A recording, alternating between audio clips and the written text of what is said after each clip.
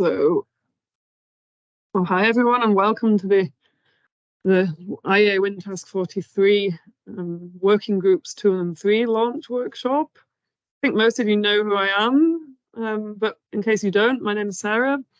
I'm in Switzerland, so I lead the wind energy group at the Eastern Switzerland University of Applied Sciences, and I'm co-operating agent of Task 43 together with Jason Fields, who I think is going to come to this meeting a bit later. And the agenda for today is I'm going to quickly give you an introduction of what we plan for these two working groups. And then I've got some presentations within that, which is explaining some stuff that has been done by people who already work in Task 43 related to these working groups, but not directly related to them, because these two working groups are entirely new. The working group 1 is the data working group, and there's quite a lot of stuff been taken over from previous Task 43 activities, but these topics are quite new, so there isn't really any specific activities that have been done within Task 43 for this, but you'll see. So we have about 30 minutes where we're going to introduce that, and the people who have put slides in the deck, I will ask you to quickly take over, but just be aware of the time.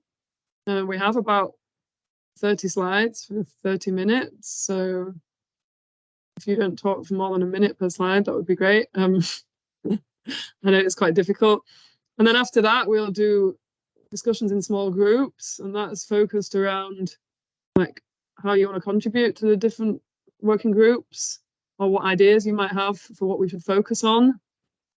And you can use the Jamboard link, which I sent you to document that, but I'll tell you more about that when we start that session.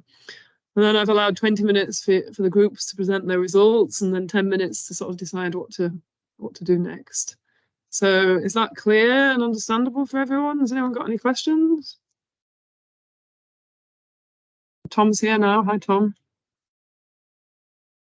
You eating your lunch? Are you eating some chocolate? Okay, good. So I'll just continue. So IEA Wind Task 43, as I mentioned before, we've had this task extension that's just starting. So we've basically planned what we want to do for the next 3 years. And the organizing committee, we came up with a new vision and mission. So we decided that our vision was to unlock the full value of wind energy through digital transformation. And our mission is to act as a digital transformation catalyst by driving open collaboration within and beyond the wind community to deliver insights, recommendations, standards, and tools in the key areas of data, culture, and Coopetition. Now, these 3 areas are directly related to the grand challenges of digitalization in wind energy. For those who don't know what that is, we, as part of Task 43, we actually published a paper at the beginning of this year called the Grand Challenges of digitalization in wind energy, and the 3 categories of challenges that were defined in that paper. It was kind of a review. We carried out surveys. We tried to understand the whole area of digitalization. And the key results were that we have these challenges related to creating fair data structures, so findable, accessible, interoperable, and reusable, which is kind of a technical topic, which we talked about on Tuesday. And then these other areas called culture and Coopetition, which are a little bit new and maybe a bit more difficult for us as technical people, well, myself as a technical person, to understand. And the general ideas coming up, so I just want to tell you who we are. So Jason and I are the operating agents. I'm sure Jason will be along if he's not already. And then the organizing committee, you can see here, we've also got a few people here today. I think you and Des are definitely here. So that's us. And we also have an industrial advisory board with people from companies like Siemens Gamesa and Vestas and Ørsted, Envision, Microsoft, BP, who are guiding us and giving us some inputs on our general strategy. And this diagram shows an overview of how we want to plan, how we want to run the task. So you see on the left the 3 working groups related to these grand challenges that I mentioned: data, culture, and Coopetition. And the data topic we talked about on Tuesday. And the idea is that these groups are all like working together to develop tools, recommendations, and knowledge related to these 3 areas. And they return all those results to Working Group 4, who's actually looking at use case demonstrations. And this Working Group 4 hasn't really been launched yet because we're trying to merge it with some previous activities, and we need to wait a few weeks until we're ready to do that. But there will be a working group looking at use cases and doing so-called deep dives. So taking a certain topic, like we did one on risk-based maintenance for rotor blade damage, and kind of working through that task and looking how these tools, recommendations, and knowledge be actually used to help the process. And then on the right-hand side, obviously disseminating all the findings, but then we kind of go in a circle. So if you go back to the bottom right and look at the arrows going from the right to the left, we actually want to then get lots of needs from the industry. We want to work out which people are working on similar topics, which existing projects are there that are aligned with what we want to do. We actually want to take that information. We did a survey recently to try to work out what are the main topics that people are actually working on, and then we want to use those to decide what to do deep dives on. And then the learnings from these deep dives will then be going back into the working groups. So that's kind of the idea. I hope that's clear. If it's not, then on the website you can look at it for a bit longer if you want. So now I'm going to go on to what we thought about for Working Group 2, which is to do with culture. So the culture topic is really about like how do organizations work within the organization. You know, we identified these difficulties with digitalization to do with people's different skills that people need, or funding opportunities that are needed due to this need to work together more. Just knowledge that we're kind of missing out on. How do people work together with digital tools? How do people work with data?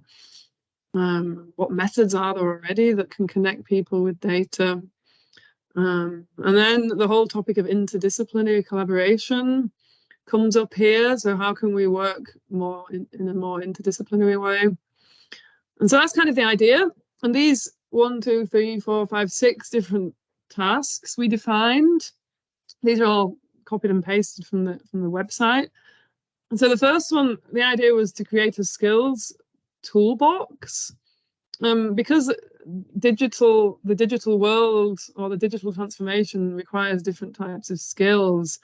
We want to do something to help organizations build these skills. So, you know, we need different types of communication skills when we're communicating digitally. This even starts from how to run a Task 43 workshop when everybody's online, using a Jamboard when you can't see their faces, to things like setting priorities, because everything's going so quickly these days and we don't feel like we have time to breathe. It's also to do with trust. It's obviously difficult to build trust when AI systems, black box systems are running in the background. And then the whole topic of diversity, equity, and inclusion comes in there as well, because, well, as you probably all know, AI models can be biased towards not including underrepresented groups.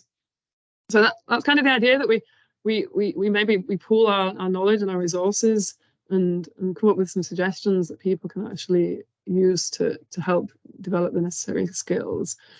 The second one is to do with funding opportunities. So, I mean, we talked about this also in Working Group 1 on Tuesday, that the new, because of these digital challenges, including the ones from Tuesday in Working Group 1, we need to create these ontologies together as a community. We need to work out how to share and work together more. We somehow need funding for this. Like, we don't have all the resources to do this all voluntarily. So one idea is to say, okay, let's try to work out how we can actually use existing funding opportunities for this type of collaborative digital project, in particular related to the culture part. And the third one is developing tools for pilot project sandboxes. So one of the things we identified is that there's a need for having a more open failure culture. So, you know, like, people are often scared to do stuff because they're scared to fail. So if we can provide some sort of tool or area or platform or collaboration or some sort of way for people to actually test pilot projects and put a bit of code on the internet or to get some data and do something with it without feeling like they're going to be told off for failing or look stupid. So actually creating this nice atmosphere and a tool for people to be able to test new stuff in a safe way. The recommendations paper is about learning. So there are methods out there for innovation, for developing cultures of innovation. I can tell you a little bit about what I know about that, which is quite small, but there are methods. And so one of the things we thought of was, let's just try to do a review of relevant existing methods and then come up with some recommendations for how we as a wind community can actually use those methods. And then the interdisciplinary collaboration part is to do with more like, getting people from different disciplines to actually work together rather than just to say they're going to work together. And this is going to be focused around some work from DTU. Unfortunately, Julia, who led this project, can't be here today, but she led a paper about this, the social aspects of, it's not actually called that, I realize now, it's changed, it's got a different name, but the technical aspects of wind energy and how to integrate that in order to build up a interdisciplinary network for collaboration. And then the last one is somehow demonstrate this. So imagine you've got these recommendations, you've got these tools for pilot boxes, you've got a network of interdisciplinary collaboration. Like, can we actually think of an example project where we can use this stuff to show that we can actually change the culture and lead to more accelerating digital transformation? So that's that one. And I've got now a few example projects from the culture working group. So I've put the tasks, they're actually numbered, the tasks, they're just not numbered on the website. And I've got 3 examples of things that have already been done, I think all of which I'm actually going to present because the other people aren't here. So the first one is just about diversity. I don't know if you know, but I'm at the European Academy of Wind Energy. We have a diversity committee, which I chair, and we're trying to improve diversity, equity, and inclusion in wind energy science by actually providing new tools, increasing the visibility, acting as positive role models. And one of the things we're doing as part of that is developing a toolbox, which is starting with just a list of existing resources to help people increase DEI. And so one thing we could do in this section, if we wanted, is that we could kind of expand on that idea, create some sort of online database of existing resources for digital skills. So we don't create new guidelines or resources, we just choose the best ones, create a place where people can find them. So that's one thing. I'm not going to go through all those points, but you can look at them. And then the other one is a paper, which for the recommendations paper that I was talking about, we could possibly use as a base. I run this project called WG2&3, which I'll talk about later. But as part of that, we published a paper called Enabling Co-Innovation for a Successful Digital Transformation in Wind Energy, using a new digital ecosystem and a fault detection case study. And yeah, the content of that was more related to WG2&3, which I'm not going to talk about now, but part of that was a literature review. Again, you're not expected to read this, but I just wanted to show that section there of the paper was a literature review on the topic of culture. So it was showing some different methods which we found that people had used for improving internal company culture, but also for improving so-called data-driven innovation and co-innovation. So possibly those types of methods that were reviewed there could be used as a basis for such a paper. And then this is the paper that I was talking about before, socio-technical perspectives. As I said, Julia and Helena intending to be part of this working group, but both of them couldn't come today. But they were looking at like the whole wind energy life cycle and looking to see where the social aspects come together, the technical aspects, and how we can bring those together. And so I'd like to use that as a basis of this for this interdisciplinary work. But I think it's better if we wait until Julia or Helena come to a meeting so they can talk about that a little bit more themselves. Helena is there, I think. Yeah. Sorry. Just so I was saying before, I can't. But present. Sorry, I was saying before I can't see my screen because I've only got one screen. So yeah, good that you're here. Do you want to? Can you like say something about that related to what we've just been talking about?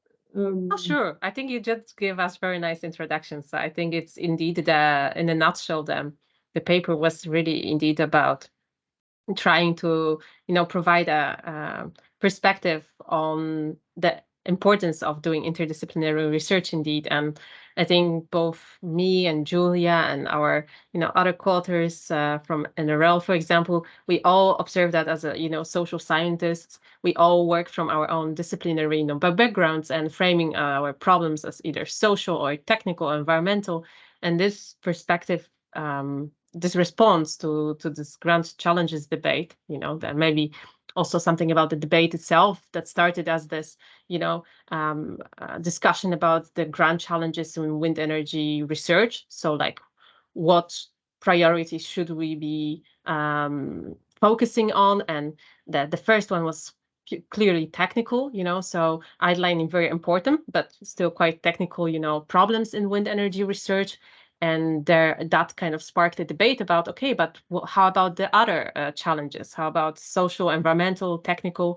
Digitalization, right, is one of the efforts that you've been leading, Sarah. So I'm also sure these are all like the other important topics that have their own challenges, but nevertheless, not challenges that stand alone. So in this paper, we try to say, okay, what has social science has so far contributed to better understanding of the challenges in sustainable upscaling of wind energy, and then how we need to understand these challenges as not only societal, but also technical. So we were trying to kind of take this step in asking a question, not as social scientists only, but as, from the perspective of like, what do we need from both technical and societal and environmental side to understand some problems, and trying to contribute our view on that. So it's quite short, but I think it's because it's a review, it provides a lot of entry into different type of research, and we wanted to use it as a starting point for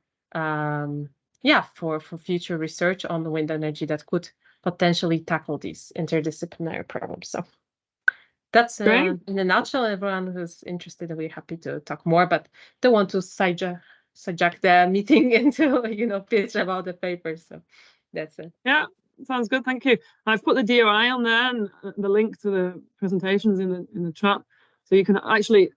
I couldn't get that article myself. I had to get someone from a different university to download it for me. So maybe I'll actually put it in the folder if people want to read it, because not everyone's going to have access to it.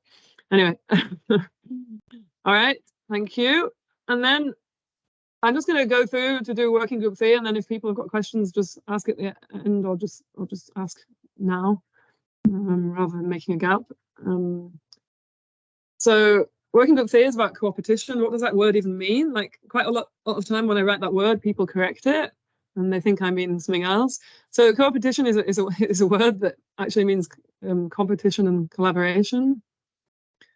So it's like organizations working together for mutual benefits. And the idea is to say we need more of this if we want to drive things on. We need to either have some sort of competition or collaboration, or both, where people are actually motivated to develop ontologies together, develop standards together, share data, share code. And so we've divided this up into 4 areas. One of them is the paper. So it's kind of similar, and it could end up being the same paper as the working group 2 one. I haven't quite worked out if it should be the same one or not. But it's about like understanding the basics, what methods are there out there that we could use, and especially using the suggestions from the paper that Helena was talking about. And then the second one is building up an open source community. So we have quite a few people in Task 43 already, sort of quite supporting this idea of an open source community, that you say, well, you know, if you can develop things in an open source way, the sector can be more innovative. And so we want to build up a community by having a website where everything's available and by promoting open source code and data and standards together. And then the third one is methods for community data standards development. Those of you who are there on Tuesday know that one of the big aims is to develop aligned ontologies and/or standards for the wind energy community. And the thing is, it's not actually that easy to do that. And there's lots of communities who've already tried or who are already doing it, and they're learning from it. So the idea of this group would be to try to research into that. What tools are there out there? What recommendations are there? What have people already tried? How should we approach it? I mean, obviously we can try the trial and error thing and just try and do it and see what happens. But maybe there's some methods that we can find out about that would help that process within this working group. And then the fourth one is similar to in the working group too, demonstrating something. So demonstrating how these methods can be used, how open source can be used, or how the Coopetition methods from the recommendations paper can be actually used in a real project where we share data or we share code and we actually get people together and create something new, and then we demonstrate that our learnings in this working group actually did that. So that's the idea. And then the final part of this presentation is to tell you a little bit about something so far. According to the time plan, we've got 3 minutes left, which is obviously not really enough. So we're going to be going over by 5 or 10 minutes, but just ask each person to try to keep it brief. So the first thing is, again, the co-innovation paper that I already mentioned. It had a different section. It's actually a different text copied there, which was a review of Coopetition aspects, which could also be used as a basis for such a new paper. And then can I pass over to you, Ding? I have to always say you, Ding, so I don't confuse that with just saying the word you, to quickly tell them about what was done here. Right. So this is a list of open data source. The previous task 43, primarily the TA2 area, started the work 2021, and then we spent quite a bit of time in the early part of 2022 to kind of assemble.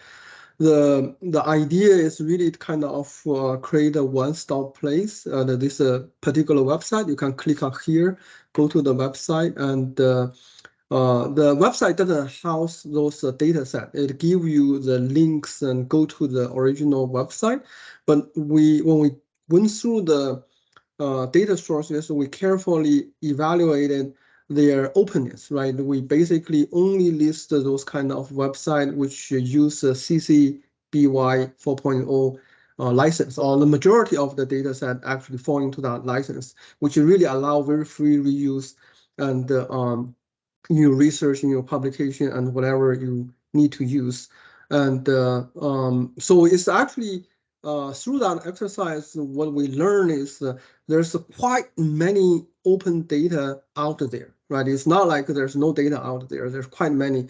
It's still not really yet very easy for you to sift through all the data, because some of the data set, it has thousands of data set. It was not really organized, which really kind of call upon that kind of need, what kind of information, how you're going to organize, therefore people can easily find the data, fit their use. And also the data availability is a little bit kind of unbalanced. The resource data, like the environmental data, is the most common.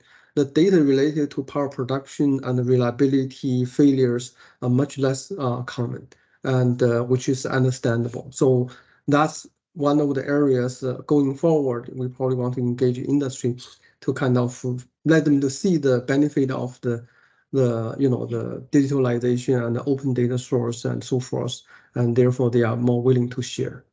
And that's pretty much it. Back to Sarah. All right, thank you very much. And we also have some ideas of improving this as well. we published some data sets on Zenodo recently, and they need to somehow get into there. So we probably have to think about how to keep such a list up to date. Any ideas for that would be helpful. Eric, I think there are some thoughts in our community around how to make open data sets findable. Sure, there are. Yeah, let's get them all, but not now. Hold that thought. So, Eric, I have one slide here. Do you want to just quickly tell everyone about OpenOA? Sure. Yeah. So OpenOA stands for Open Operational Assessment. It's a open source Python package that was built to support, originally built to support the NREL-led wind plant performance prediction benchmarking project to understand gaps between pre-construction energy yield estimates and operational energy production. So it performs operational assessment of wind plants. And it provides reference implementations of common operational assessment use cases like calculating long-term annual energy production, calculating availability and electrical losses. And recently we've added some new features like operational wake loss estimation and static yaw misalignment detection. Yeah, the code is implemented using modern software development practices. So we incorporate community contributions through pull requests and issue tracking. And then the code is well documented. And kind of the motivation for making this an open source project is that operational assessment methods are less established in the wind industry. There aren't as many standards describing how to perform operational assessment. So we think it's important to have transparency and community engagement when developing these methods. And then hopefully those can lead to published standards once we have a reference implementation. And the open source software can also bring research to the industry efficiently. Yeah, so I think we talked about some of the main operational assessment methods that are in the code. There's also lower level toolkits to perform filtering, Met Tower data operations. We have some features to download reanalysis wind resource data, things like that. So it can be used to perform these high level operational assessments or to do individual data operations that might be of interest. All right. Do you want to put maybe a link in the chat? I forgot to put the link. I mean, I guess people can find it by Googling. But, yeah, it's already in the chat.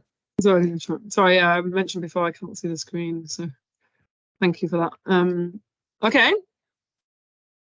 And then we have a project called Open Impact that Florian from my team would like to quickly present. Yeah, we're currently developing this also open source project, also written in Python.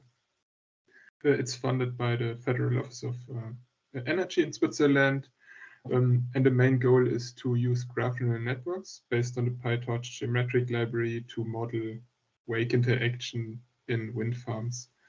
And the project is supposed to show the whole pipeline from how to get the raw data into your model development, develop a model with it, and then deploy the model for usage. So it shows the whole process of using potentially also open data sets and go through all of the stages to then make useful inferences. The project is supposed to be finished end of this year, and there will be some, I guess, some news and uploads to GitHub where then the code will be accessible. Great. Maybe we can integrate that together with OpenOA. I mean, we already looked at that together a little bit, but there's definitely more to come there.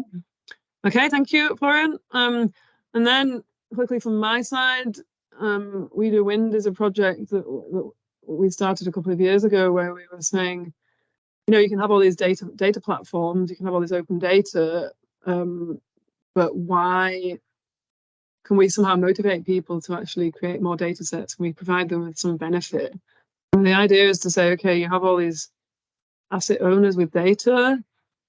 Lots of them are quite interested in getting new data science solutions like analytics because they don't have time or resources to do it themselves.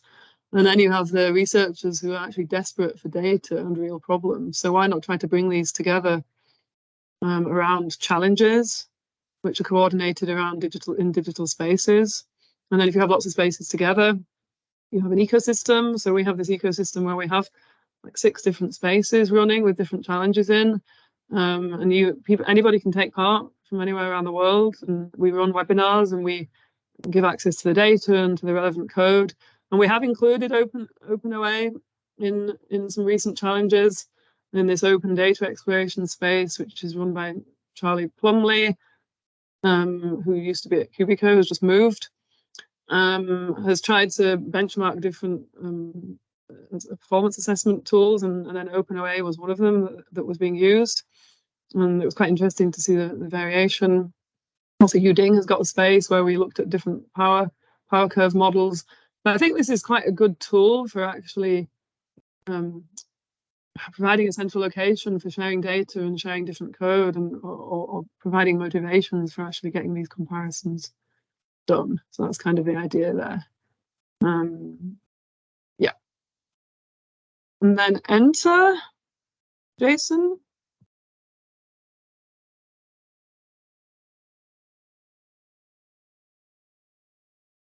You're muted. Jason, you muted.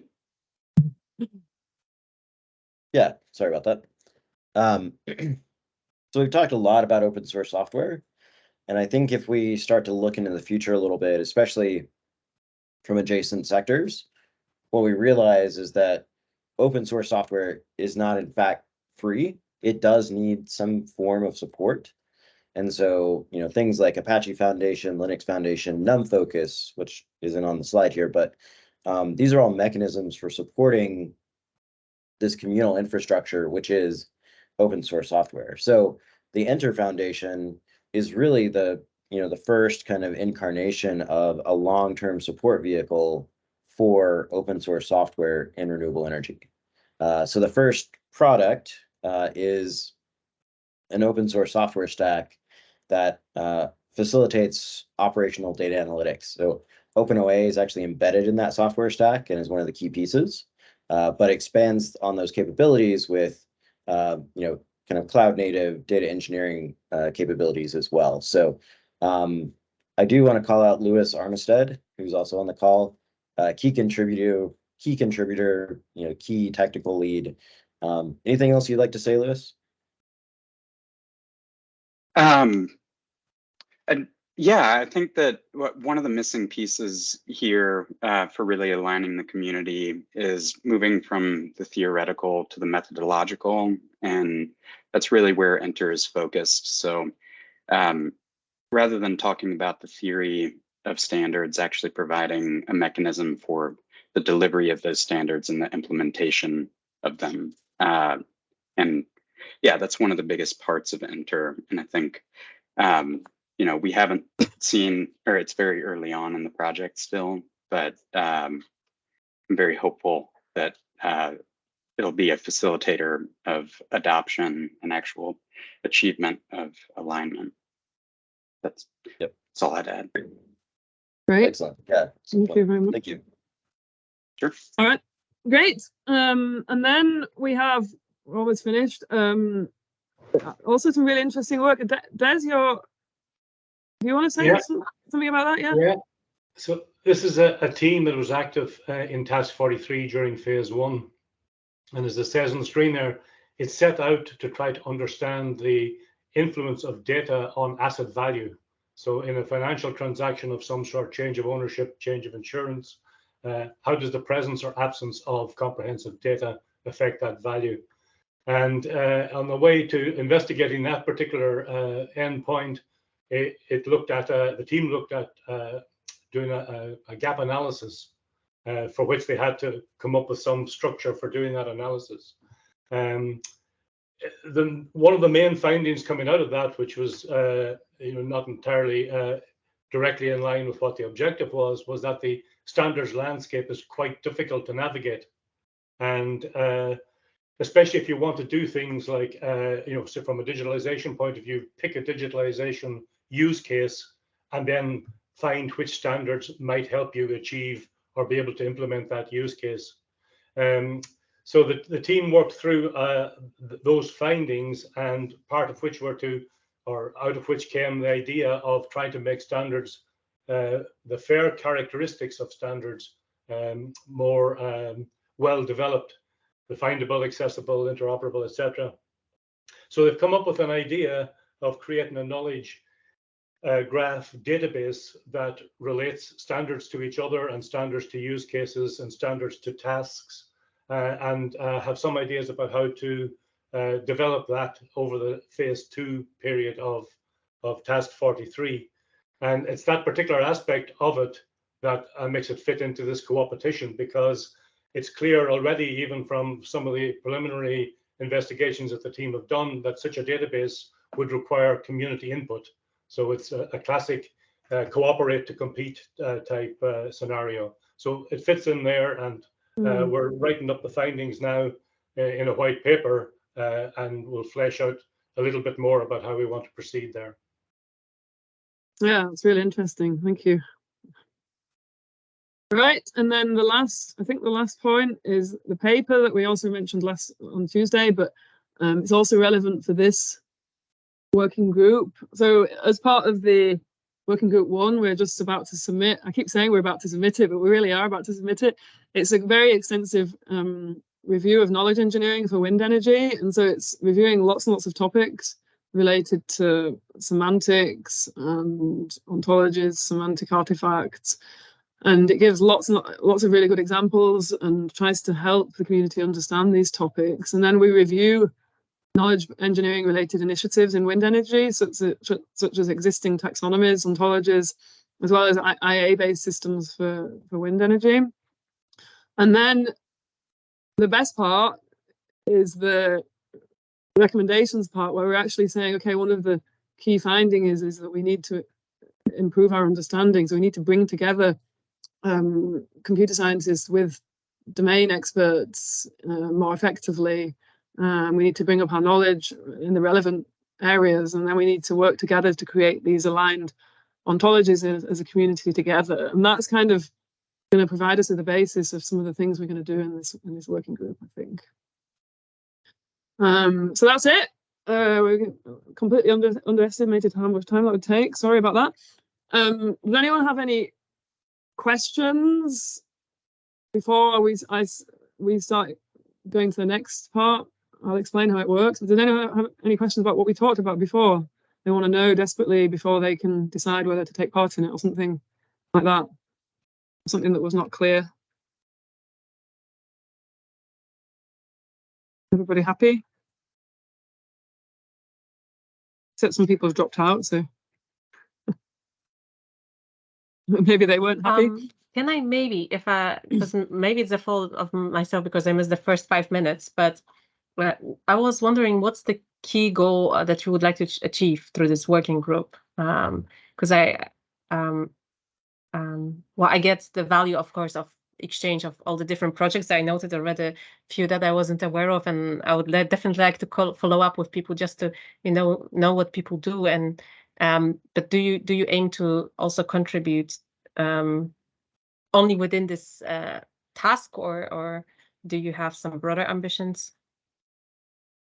Yeah, so I don't know exactly where you came in. So I presented like the overall goal of task 43 and the mission, but and then I presented like how it's going to be structured with the different working groups, and then I kind of presented the different tasks in each working group. But it's true that each working group does not have a defined goal, and that could be something that should be something we should work on immediately.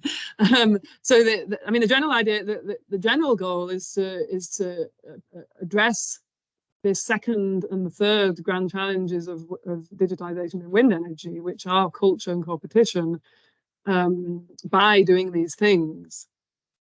But that's might not be specific enough. We might want to be more specific about that. So I think it's reasonable question and something that you could write down in your group as a thing that you'd like to contribute to. Maybe it's also worth just providing a little background on how those things came into existence, how those challenges came into existence. So we did a whole bunch of stakeholder engagement interviews, and we expected people to talk about different databases or machine learning algorithms or things like that. And almost universally, people talked about how it was hard within their organization to get these technologies adopted, right? So I think those two challenges really relate to the feedback that we heard. And so we want to address those challenges, as Sarah said. And so we've put together a collection of activities which hopefully move the entire industry forward. Does that answer your question? Yeah, that helps a lot. Yeah, this kind of background indeed. Where does it come from? And yeah, perfect. Thank you. Another thing that I can quickly do to help with that for people who haven't read it is read our very, very short, actually quite long. I already put the link in the chat, but okay. reiterate. Yep. Do it twice. Okay, so for this group work, does everybody have the Jamboard? I put the link in before, but I think if you came in late, you might not have had it. Does somebody not have the Jamboard link, or not have? If you don't have access to the presentation, I can give you access to the presentation. If you request access, I'll do that immediately. Does everyone have those two links and access? I gave everyone access who signed up, but you might use a different Google account. So if you want to have access with a different account, just press request access. Cool. And is it possible to put this link in the chat just so that we can access it quickly, or? I did, yeah, but I can put it in again. That's what I was trying to say. That I did. Jason's just put it in again. Yeah. Oh, okay, thank you. You put it in again. Okay, so that's the Jamboard. And if you go to the Jamboard, you'll see I did something differently this time. So first of all, you have to go to slide 6. If you're not familiar with Jamboard, you can scroll the top. The first 5 slides are the other workshop. Slide 6, I actually copied the tasks for each working group just for reference in case you can't get access to the presentation or you don't want to flick around. And then so slide 7 is for group 1 or room 1. You're going to be divided into groups, into rooms, and then the next slide is for room 2. And so what you can do is that you can copy it, you can double click on these notes and you can write something and press save. You can delete the examples. So the general idea is to think about what ideas do you have for concrete tasks or contributions from your side for the 2 working groups, what you're actually interested in taking part in actively, and then if you have any other thoughts about what we introduced, you can put your names at the top here so we know who discussed what. And then at the end, we'll do a short presentation of each discussion. Is that clear for everyone? Any questions?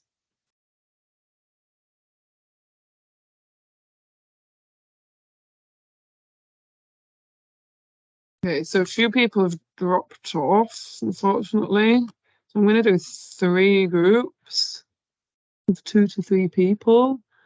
And I will give you a 5-minute warning. I think we're just going to do 20 minutes so we don't run out of time at the end. So after 15 minutes, I'll give you a 5-minute warning. If you write in the chat of your group, I can see it. So if you need something, just write in that chat or come back into the main room and I'll be there. Is that good for everyone? All right. So I'm opening the rooms now. So you should be thrown in. Okay, I'm opening them now. So you should be thrown in. It usually just takes a few minutes. You'll be thrown into the rooms.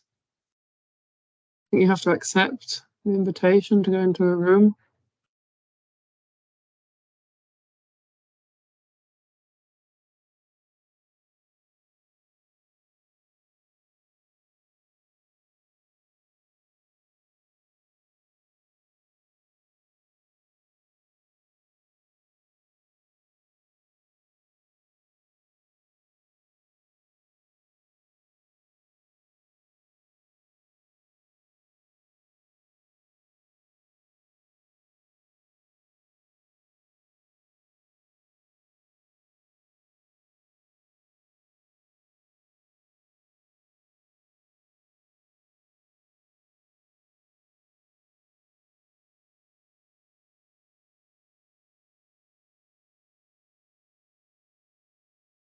great.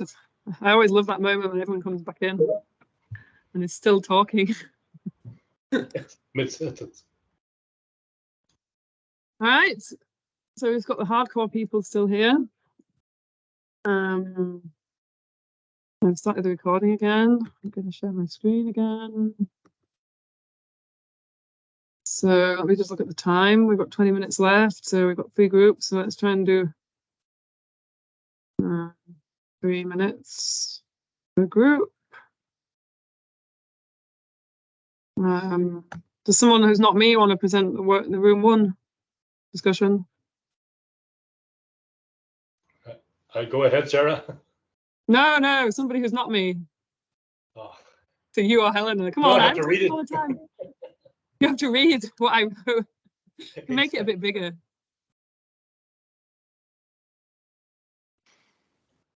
Well, I guess if it's either me or you, then 50-50. I'm happy to say, and maybe you can fill me up. Let's go for it, Helena. Share the burden. No, fine.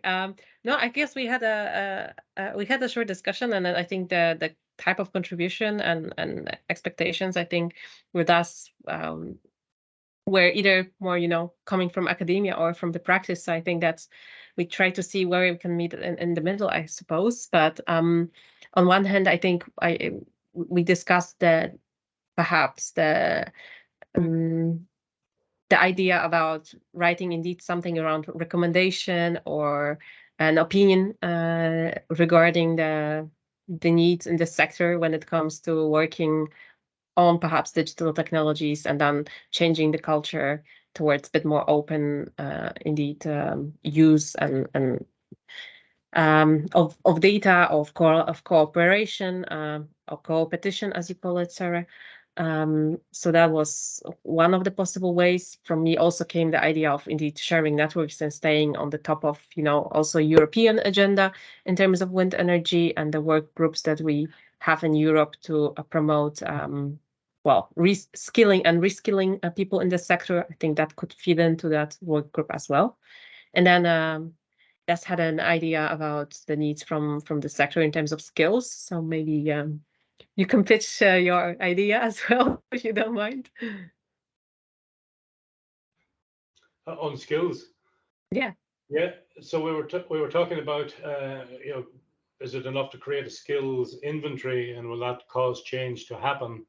And then we were talking further about the idea of doing some sort of a gap analysis between some end purpose, that you may want to achieve, a goal you may want to achieve in, say, wind operations or research or whatever it is, and the skills required to achieve that goal. So a gap analysis of some sort like that. And I mentioned the fact that we had started looking at a digitalization maturity model, one dimension of which was skills maturity as well. And we attempted to define 5 levels of skills maturity or capability. So that idea of tying the skills identification to a purpose or a goal might help create change a little bit more than maybe just creating an inventory. What else did we talk about, Helena? I forgot to set my timer, unfortunately, so I think we've probably gone over the 3 minutes already. Yeah, okay. So the other thing was maybe just looking at triggers, what causes change, and it might come from within the industry itself. Like user groups have worked in previous industries to create fairly significant change and be very useful to everybody in the supply chain. I'm just going to write that word down. I like that. Triggers for change. Yeah, and I think the rest was just about understanding the needs better and trying to work out what the industry actually wants and what does culture and competition actually mean, like what is there existing already.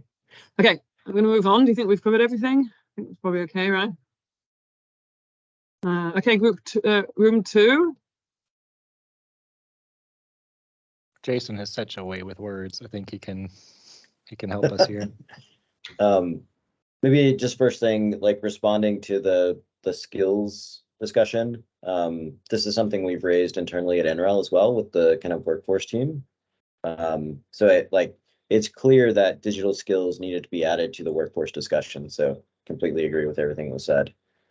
And there's multiple, even early analyses that show like a digital skills gap in the industry. So maybe starting first, high level comment is just, I think there's some need for clarity around the definition of culture and coopetition, as well as like what stakeholders we're trying to impact.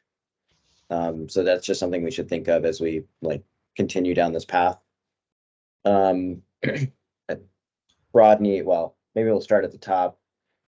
We talked a lot about the culture of the industry and how it's relatively risk averse, and that may be leading to this friction and fear of change. And so, one, we need to find ways to kind of de-risk that innovation and change cycle, whatever that might look like, especially from the financial perspective. We keyed in on maturity models as a key method for maybe illuminating and de-risking this change, so we can disambiguate key topics like what does it mean to be data mature? What is a digital twin actually?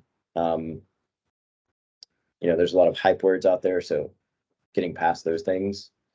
I think, yeah, we talked a lot about needing to look into other sectors like continuously, and understand how, for example, companies in the tech sector operate with respect to data. Can we look to data-centric companies and cultures and take lessons from them? Yeah. Anything else you all would add? Just trying to be. Yeah. A couple of things. Just check out the quote. That's my maturity model. That's how I sort of will judge the industry's maturity. I think the third option is the right way to go. Then also we have this note about killing perverse incentives. I think we're often encounter perverse incentives in the wind energy sector. The lowest bidder tends to get the project. We might actually want to have more uncertainty in some sensors to say that a model is valid, things like this. I actually have a paper coming out soon about the latter topic. But through intelligent standards, we can kill perverse incentives. I truly think so. But it takes quite a bit of intention. And since these perverse incentives are already existing and in the culture, they'll work against us. Just quickly about the educate our industry point, which you didn't mention, is that educating them on digital topics or educating them on culture? Yeah. Which that was an either-or question. Well, this is all pretty vague, right? I mean, our industry doesn't know very much about data or these related topics of culture and coopetition. So about everything to do with the digital transformation. That's what's meant by that. Yeah. Like having videos that sort of try to get people into our way of thinking of things, this more modern lens, having tools that make this available and accessible, and writing more papers that sort of showcase these capabilities. Mm-hmm. Sounds good. All right, third group.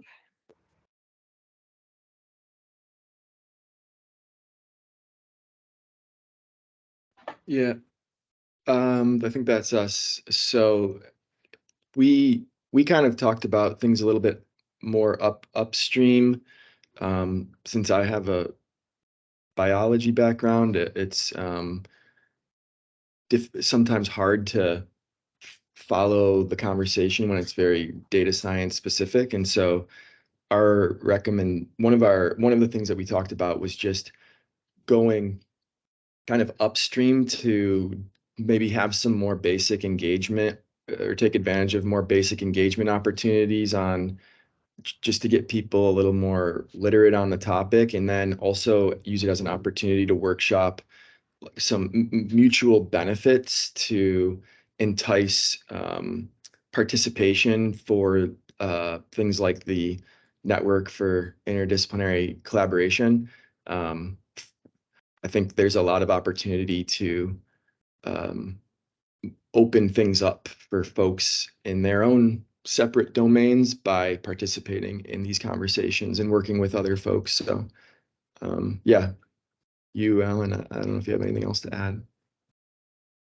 So we were talking how to bring industry players together, sharing data, experiences, and so on.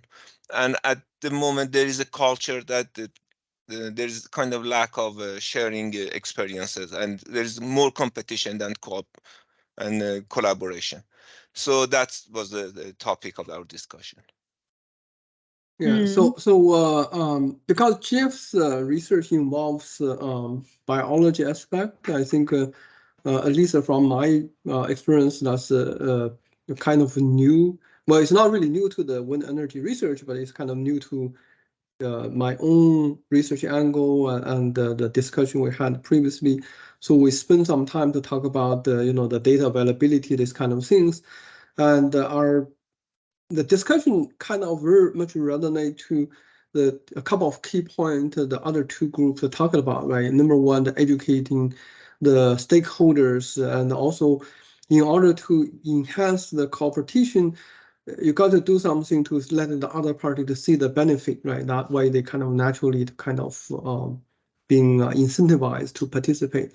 The exact detail how you can possibly do something like that, we didn't really get that to talk about that. Then probably it's not very easy and to do that. So and we spend, because Jeff is really, and I suppose Alan to some extent is also new to the Task Force 43, and at the very beginning we spent a bit of some time to introduce each other and kind of get to know and share each other's experience on that part. And I suppose this activity get everyone together to get to know each other's work is probably part of the things to lead to a cultural change and a competition, right? And it's really kind of organic grassroots, and how we can facilitate that kind of gathering in a relatively small group of 5 to 6 people maximum, and for them to have a general discussion, get to know each other on a more regular basis. Yeah, I'm just going to add a thought what you were saying about that to there, because I do think it's actually a really good point. Like, if we have a group here of interdisciplinary people with different experience, like that is a group of people working together and sharing experiences with each other. And so we're kind of working out how to solve these challenges by actually addressing some of them at the same time. So I think that's a really interesting point that we could definitely use. Yeah, I mean, thanks for your inputs, everyone. I know it ended up being a smaller group than expected, but that also has advantages, right? You don't get too stressed and you don't run out of time. But I see quite a few parallels. So a couple of different groups talked about the sharing experience idea and trying to, I think actually all the groups talked about that and talked about learning from other industries who are already doing that. So I definitely take that away as one of sort of the easy starting things that we can do. I like the whole idea of just the whole education and dissemination type thing, even having some public webinars where we try to engage more people. I like this idea of organic growth that we're saying. We're just trying to actually get a culture of people here who are willing to talk openly about these topics. And yeah, we don't really understand what we mean by culture and competition in this context yet. I was saying to Helena, if you actually read the Grand Challenge paper, it's very interesting and a really good starting place, but actually there's a lot of work to do on even understanding what these things are. And so yeah, let's use this group as a place to do that. And so I think the final 5 minutes we could maybe spend quickly on the last point of the agenda, which is just trying to work out the next step, really.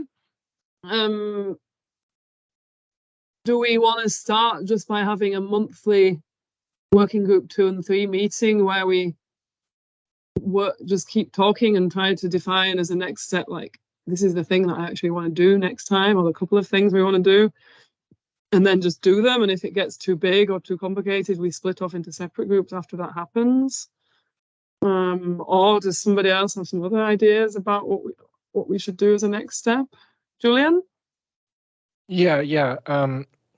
here's my thoughts. So we have 3 working groups, sort of, I guess, my understanding. The first is data. The second 2 are culture and coopetition. And in the data group, we've identified 4 aspects of data: data engineering, knowledge engineering, data management, and data science. So I think that this is a useful lens to sort of inform our activities in the other working group. Like, what is the culture around data engineering? What is the culture around knowledge management? I mean, we could get, if we want to find a way to be specific, this could be a nice vehicle to sort of focus our efforts. Yeah, okay. So focus efforts on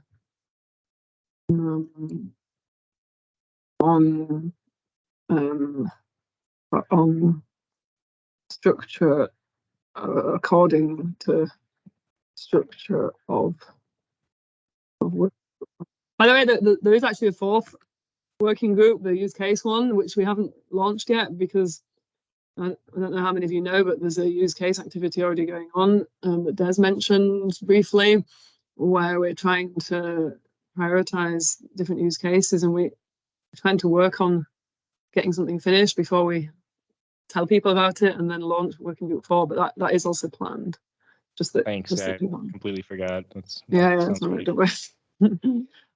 So yeah, that's definitely one way of trying to focus. And I think I've just written that down in there just so we don't lose that idea. But in terms of like, how should we work together now? Should we have a monthly working group 2 and 3 meeting to try to work out what this focus should be together? Or should we do it in a different way? Does anyone have anything to say about that specific point? If we do have a monthly meeting, I would like us to have a more well-defined goal.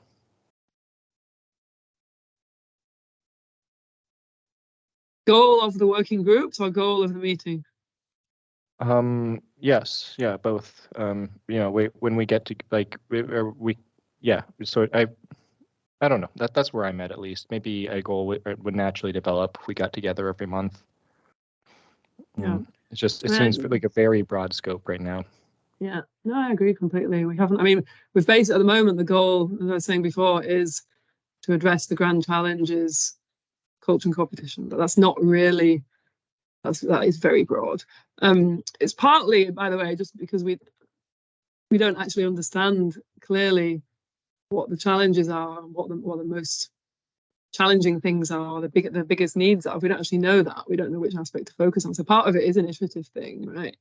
So I think one of the tasks that we have should be to work out what goal we at least want to start with. So I think that's a good idea. Yeah, like for me, I'm super interested in reaching out to other sectors. I think that'd be so cool. Like interview a data scientist at Google or a knowledge engineer at Bloomberg. Like that'd be awesome. And then we could publish our findings and contrast what they do to what we do.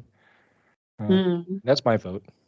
Yeah, and if we had a structured way of doing that, that would be easier to then evaluate the results in a consistent way. So I like that idea as well.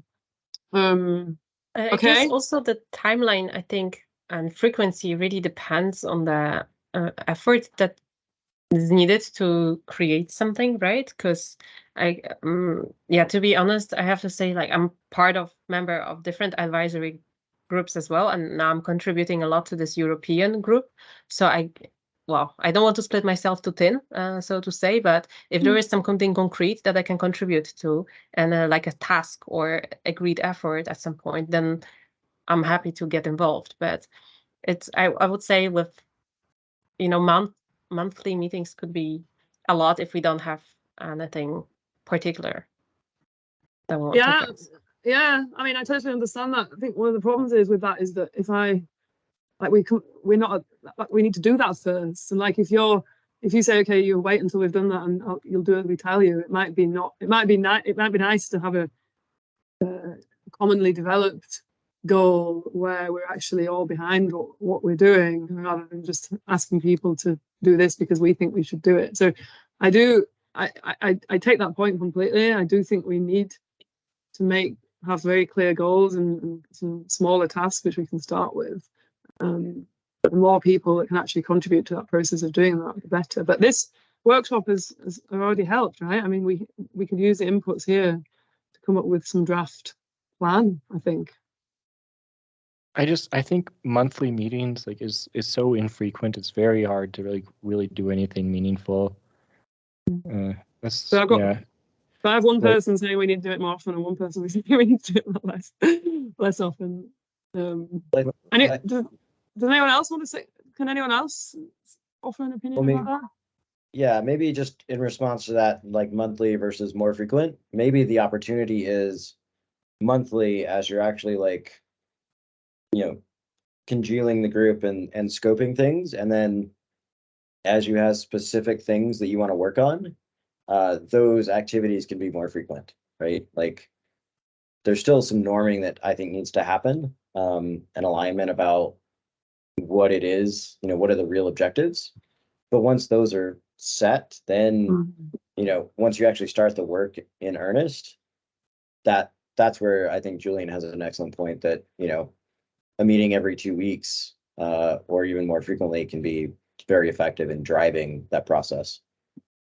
Yeah, I mean, that is what I was effectively trying to, I'm sorry if it wasn't communicated, but that's what I was trying to suggest, and that's what we're also doing for Working Group 1, right? So we say we have a monthly meeting, and if we have tasks which are more specific and detailed, people can go off and do that more frequently, and then they can come back in the monthly meeting to report. So I think that we're all aligned with that. So sounds good. So I will post a meeting recording, send you a message. I'll make a suggestion for the next monthly meeting, and I hope you can all stay in the loop. And if you've got any suggestions, ideas, questions, or anything you want to say, please feel free to approach me or Jason. And that's it. Thank you for your time again, and I hope we can get a good group going. Julian, is your hand up? It was up earlier. I mean, I guess like if it was me, I'd say, look, we're all interested. We all seem to be academics, except maybe Des, and I'm not sure about everyone else, I guess. But here, what I say, let's meet next week. Let's scope out what we're going to do. Just agree on a plan, and then we can meet monthly or whatever. And let's choose a goal. Let's write a paper together. Like let's contrast what the industry does in other sectors to what our industry does. Like I mean that's a very achievable goal. Everyone seems to be on board with that. I think if we wait for a month to have our next meeting, nothing will get done in that month. Yeah, I think you have a point. Was that you volunteering? Was that you volunteering to set that up? To set up a meeting next week? I can do that, I guess. I mean, it's like a calendar invite, right?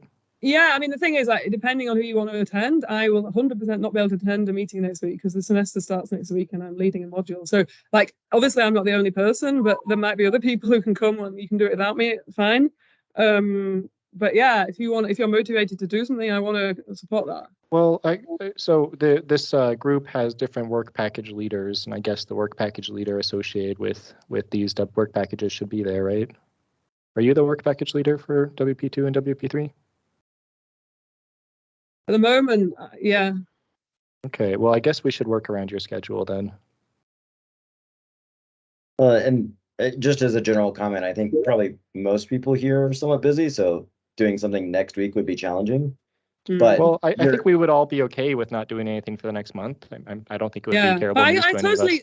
I totally get the point. Like, you're right. Let's try to use some momentum. Maybe we could try 2 weeks rather than 1 week and see how that works. And yeah, let's try it. Is there a smaller group of us who could meet next week?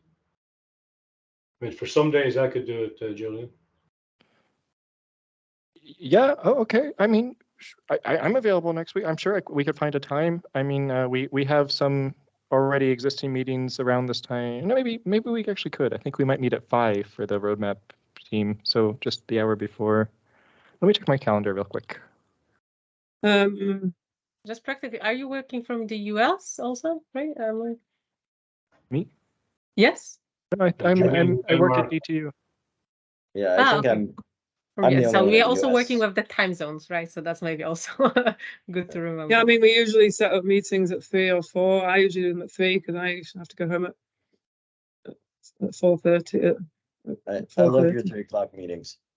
Yeah, I know you do. Well, you know, when I was in the US, I had a meeting at 7 a.m. every single day. So I totally feel you there. I totally feel you. Well, okay, 4 p.m. Central European time next Thursday works for me. Des, sounds like you might be interested. Let's do like what do you all think? Let's just do a round robin. Give your thoughts.